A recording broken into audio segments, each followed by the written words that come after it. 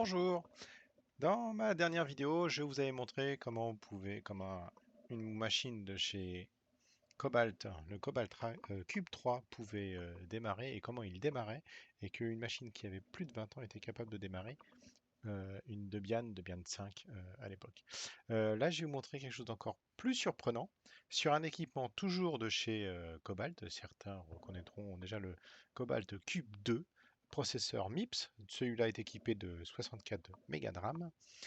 J'ai dû le démonter hier parce que le disque dur était HS et il veut que je trouve un disque dur IDE, donc je l'ai complètement nettoyé, il est tout propre, il est tout beau et le problème c'est que comme disque dur a changé, il a fallu que je réinstalle un OS dessus et malheureusement les ISO de Restore CD Cube 2 que j'ai en ma possession, que j'émule que je lance dans une machine virtuelle avec à l'aide de VirtualBox, ne fonctionne pas parce que VirtualBox ne propose pas des cartes réseau, en fait d'émuler des cartes réseau qui soient suffisamment vieilles pour être reconnues par le kernel des OS Restore CD.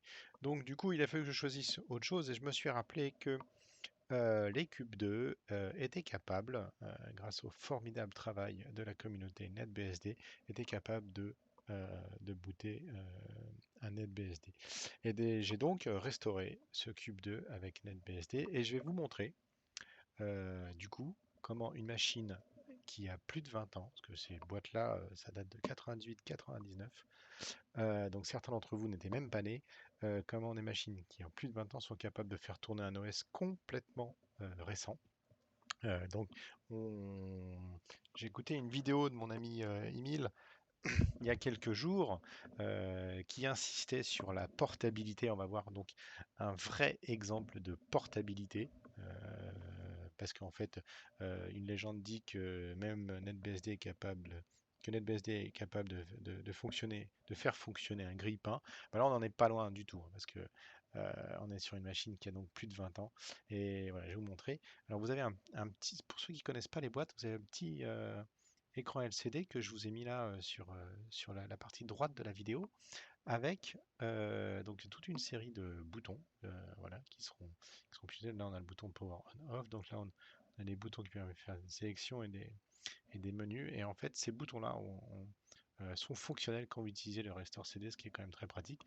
Donc on a un câble réseau, on a l'alimentation et là on a le fameux port série parce que sur ces boîtes, comme sur les racks et sur les cubes, et comme certains serveurs Intel que j'ai connus dans les années 2000, il n'y avait pas de carte graphique, pas de port VGA, rien. Donc sans port série, vous étiez quand même vachement limité. Et voilà, donc moi j'aime bien réactiver le port série dans Grub si la machine a un port série. C'est super d'ailleurs. Voilà, le port série, c'est la vie comme on dit. Donc je vais démarrer la machine et vous allez voir sur la fenêtre de droite donc toute la séquence de boot du cube donc de Cobalt et vous allez voir sur la fenêtre de droite là donc j'ai un minicom qui tourne et qui va prendre le port série.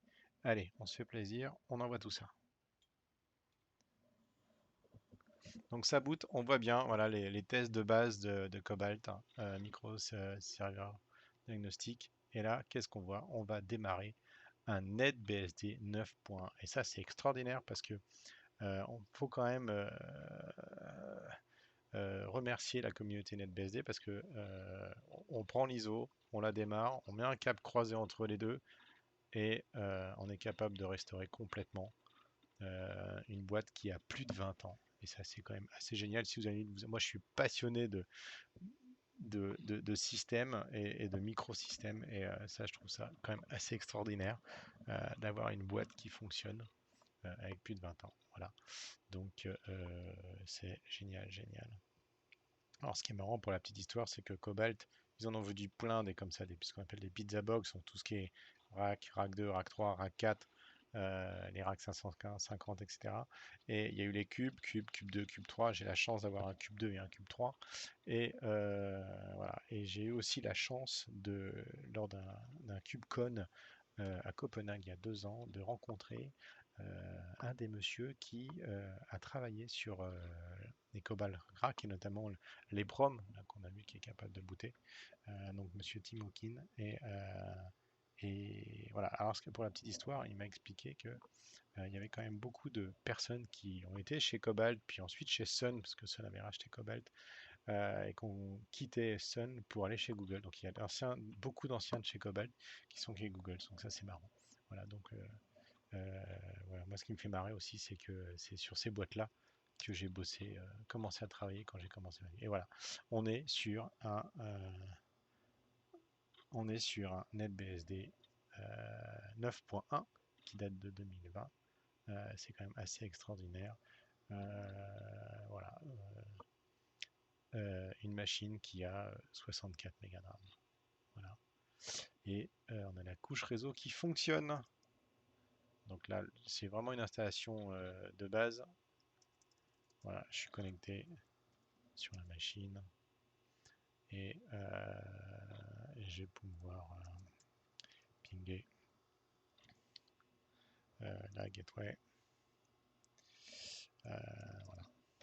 Donc c'est assez extraordinaire. Voilà, messieurs, dames, je vous ai montré à quoi servait un Cobalt. Alors, ce qui est marrant avec les machines BSD, c'est que quand on les éteint, en fait, elles ne veulent pas, être éteintes. Et il y a toujours le press et niquet, tout reboot. Donc là, on va juste l'éteindre. Hop, et c'est terminé. Je vous remercie, à la prochaine.